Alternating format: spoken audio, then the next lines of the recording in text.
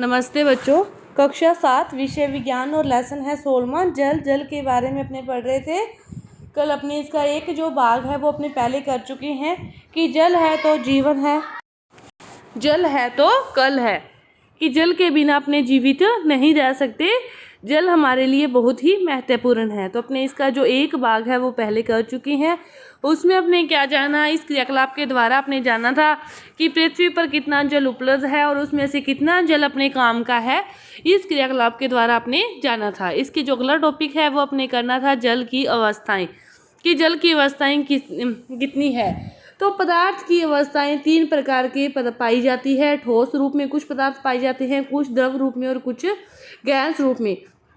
तो जल इन तीनों अवस्थाओं में पाया जाता है, ठोस रूप में भी, द्रव रूप में भी और गैस रूप में भी।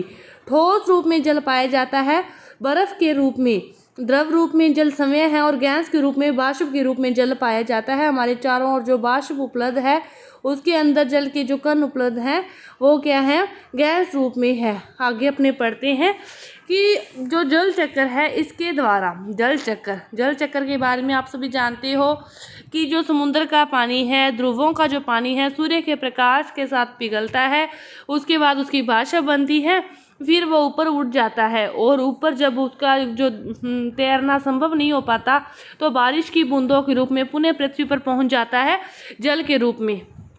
तो इसे क्या कहते हैं, जल चक्र कहते हैं। जल चक्र द्वारा परिचक्रण के दौरान जल इसकी तीनों अवस्थाओं, जल की कितनी अवस्थाएं हैं, 3 अवस्थाएं हैं, ठोस, द्रव और गैस में से किसी एक अवस्था में पृथ्वी पर कहीं भी पाया जा सकता है। ठोस अवस्था में जो जल है वो बर्फ के रूप में, हिम के रूप में पृथ्वी के ध्रुवों पर पाया जाता है। ठोस अवस्था में जो जल है बर्फ के रूप में, हिम के रूप में पृथ्वी के जो ध्रुव हैं उन पर पाया जाता है। बर्फ से ढके पर्वत भी होते हैं, हिम नदी भी में भी पाया जाता है। द्रव अवस्था में जो जल है वो महासागरों, झीलों और नदियों के अतिरिक्त भूतल के नीचे भी पाया जाता है। नदियों के अतिरिक्त भूतल के जो नीचे भी पाया जाता है वो किसके रूप में पाया जाता है, द्रव अवस्था के रूप में जल पाया जाता है। उसके बाद गैसीय अवस्था में जो जल है वो हमारे आसपास वायु के में जो जल वाष्प के रूप में उपस्थित रहता है। जल है उसका इन 3 अवस्थाओं के बीच सतत चक्रण, पृथ्वी पर जल की कुल मात्रा है उसके बाद भी वो स्थिर बनी रहती है। मतलब जल, इसके माध्यम से जल की जो मात्रा है उस पर कोई भी प्रभाव नहीं पड़ता, उसकी जो मात्रा है वो स्थिर बनी रहती है। जबकि जो समस्त मानव है, जनसंख्या है, अन्य जो सभी है वो जल का उपयोग करते रहते हैं। सभी जल का उपयोग करते रहते हैं अपने सारा दिन, हर कार्य के रूप में, हाथ धोने के रूप में, खाना पकाने, बर्तन धोने, कपड़े धोने, हर रूप में अपने जल का उपयोग करते रहते हैं। फिर भी जो जल की कुल मात्रा है वो स्थिर बनी रहती है जल चक्र के माध्यम से। इसके बाद देखो 16.3 क्रियाकलाप दे रखा है। इस क्रियाकलाप में क्या कह रहे हैं कि आपको ये बिंदु दे रखे हैं, जैसे 1 2 3 4 5 6 7, और इधर इन सातों के क्या लिख रखे हैं, नाम लिख रखे हैं, लेकिन इनके नाम सही नहीं है, उनको सही करना है। 1 नंबर पर देखो मजबोल 1 नंबर कहाँ है, पृथ्वी के नीचे। तो पृथ्वी की जो नीचे का जो जल होता है उसे क्या कहते हैं, बोम जल कहते हैं। उसके बाद 2 नंबर ये रहा, ऊपर जा रही है हवा में, तो ये क्या है, बाष्प, ये क्या है, बाष्प।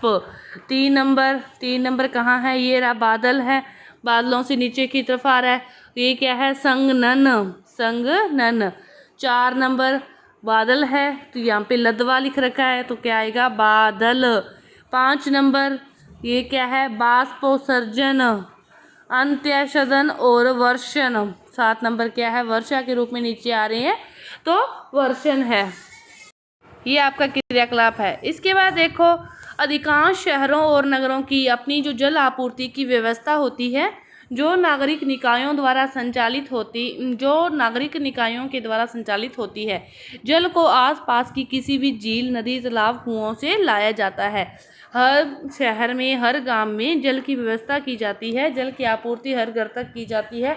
तो जल को किसी भी झील हो, नदी हो, तालाब हो, चाहे कुओं के द्वारा लाया जाता हो, किसी की स्थान से लाया जाता है। जल की आपूर्ति पाइपों के विशेष क्रम में बिछाए गए जाल के द्वारा की जाती है। सामान्यतः ग्रामीण क्षेत्रों में जो जल की आपूर्ति है वो इस प्रकार नहीं होती, पहले नहीं होती थी। आजकल ग्रामीण क्षेत्रों में भी इसी प्रकार जल की आपूर्ति होती है। वहाँ के लोग अपने उपयोग के लिए जल सीधे उसके स्रोत से ही प्राप्त करते हैं। प्राय लोग यहाँ तक कि बच्चों को जल लाने के लिए उनके स्रोत तक पैदल जाना पड़ता है। ये पहले की बात है, अब की बात नहीं है। अब शहरों की तरह गांवों में भी हर घर में जो जल की आपूर्ति होती है। कभी कभी जल स्रोत कई किलोमीटर की दूरी पर होता है, तो बच्चों के लिए जल ढोने का यह जो कार्य है वो अत्यधिक कष्टकारी होता है। ऐसे में बच्चे प्राय नियमित रूप से जैसे एक पानी लेके आ रहे दिखा रहे हैं, प्राणी जो तस्वीर है वो दिखा रहे हैं, नियमित रूप से विद्यालय नहीं जा पाते। तो पहले के टाइम जब ऐसा होता था तो बच्चे फिर पानी ढोने में ही लग जाते थे और उसमें थक जाते थे, फिर नियमित रूप से विद्यालय नहीं जा पाते थे, क्योंकि उन्हें स्रोत से जल लाने में ही बहुत समय लग जाता था। जब काफ़ी दूर हो घर से, यहाँ से पानी लेके आना है, तो फिर वो कैसे रोज़ स्कूल जाएं, तो वो ऐसे में स्कूल रोज़ नहीं जा सकते थे, तो उनकी पढ़ाई भी बाधित होती थी। लेकिन आजकल इन चीज़ों में काफ़ी सुधार हुआ है। हमारी जनसंख्या का एक बड़ा जो भाग है वो अपने उपयोग के लिए जल कुओं, नलकूपों या हैंड पंपों से प्राप्त करता है। इन स्रोतों को जल कहाँ से मिलता है? इन स्रोतों को जल फिर कहाँ से मिलता है? इन स्रोतों को जल, सभी को जो जल है वो बारिश से या ये फिर अपने कह सकते हैं नहर से, कहीं ना कहीं से इनको में जो पानी डालकर इनको क्या किया जाता है, भरकर ही रखा जाता है। इसके बाद है जल का जो एक महत्वपूर्ण स्रोत है वो भौम जल है। भूमि के जो अंदर का जल है वो क्या है, जल का एक महत्वपूर्ण स्रोत है। यदि हम किसी जलाशय के निकट भूमि में गड्ढा खोदें तो हमें वहाँ की जो मृदा है वो आर्द्र मिलती है। अपने काफ़ी नीचे तक गड्ढे को खोदते जाते हैं तो वहाँ की जो भूमि में जो मिट्टी है वो मृदा है वो कैसी मिलती है, हमें आर्द्र नम मिलती है। मृदा में जो आर्द्रता है भूमिगत जल की उपस्थिति को क्या करती है, इंगित करती है। उसी से पता चल जाता है कि इस मृदा में आर्द्रता है तो नीचे कहीं ना कहीं भूमि के अंदर क्या है, पानी है। यदि हम और अधिक गहराई तक खोदते चले जाते हैं तो उस स्तर तक पहुंच जाते हैं जहां मृदा के कणों के बीच के सारे रिक्त स्थान और चट्टानों के बीच के स्थान जल से भरे होते हैं। अपने काफ़ी नीचे जाते हैं तो अपने को वहाँ पर जो पानी है वो मिल जाता है। इस परत की ऊपरी सीमा को भौम जल स्तर कहते हैं। जहाँ पर अपने को ऊपरी सीमा मिलती है उस जल की, मिट्टी और जल के बीच की जो स्तर है, यहाँ से जल प्रारंभ होता है, उस स्तर को क्या कहते हैं, भौम जल स्तर कहते हैं। भौम जल स्तर विभिन्न स्थानों पर भिन्न भिन्न होता है और यह किसी दिए गए स्थान पर परिवर्तित भी हो सकता है। मतलब किसी स्थान पर यह कितने फीट पर आता है, किसी स्थान पर यह कितने फीट पर आता है, तो सभी जगह क्या होता है, ये अलग अलग होता है। भौम जल स्तर 1 मीटर से भी कम गहराई पर, जहाँ भूमि में अनेक मीटर की गहराई में भी हो सकता है। कहीं पर माने तो 5-7 मीटर पर, कहीं पर माने तो 30-35 तक नहीं होता। तो सभी का जो स्तर है, भूमि के नीचे पानी का जो लेवल है, सभी जगह का क्या है, अलग अलग है।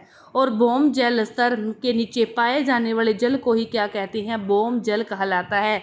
भौम जल स्तर के नीचे जो भूमि के अंदर जो पानी पाया जाता है उसे क्या कहते हैं, भौम जल कहते हैं। इस भौम जल के स्रोत क्या हैं, भौम जल के स्रोत हैं यही वर्षा और जो पानी है वो शोषित करती रहती है नीचे की ओर भूमि, और यही इसके स्तर के स्रोत हैं। वर्षा हुई, अन्य स्रोत हुए, नदियों और तालाबों के कणों के बीच के सारे, नदियों और तालाबों का जो जल है वो मृदा में रिसकर भूमि के नीचे गहराई में रिक्त स्थानों और दरारों को भर देता है। और भूमि में जल का रिसाव क्या कहलाता है, अंतःस्यंदन कहलाता है। भूमि में जो जल का रिसाव होता है उसे क्या कहते हैं, अंतःस्यंदन कहते हैं।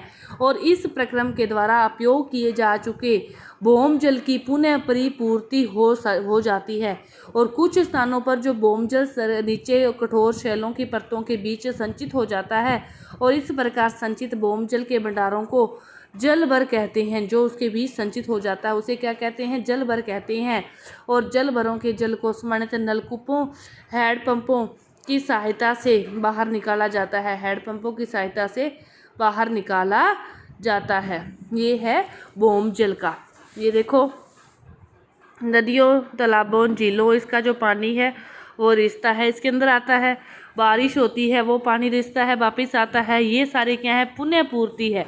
जितना अपने उसको हैंडपम्प से बाहर निकाल रहे हैं हैंडपम्प से तो उसको बाहर निकाल रहे हैं, लेकिन नदी झील का पानी नीचे जाता है, बारिश का पानी नीचे जाता है, तो इसके जो भंडार हैं भौमजल के वो क्या रहते हैं, फिर भरे के भरे रहते हैं। उनकी पुनः पूर्ति किसी न किसी माध्यम से होती ही रहती है। इसके बाद देखो जो अगला टॉपिक है भौमजल स्तर का अवक्षय है, इसको अपने अगली वीडियो में करेंगे। धन्यवाद।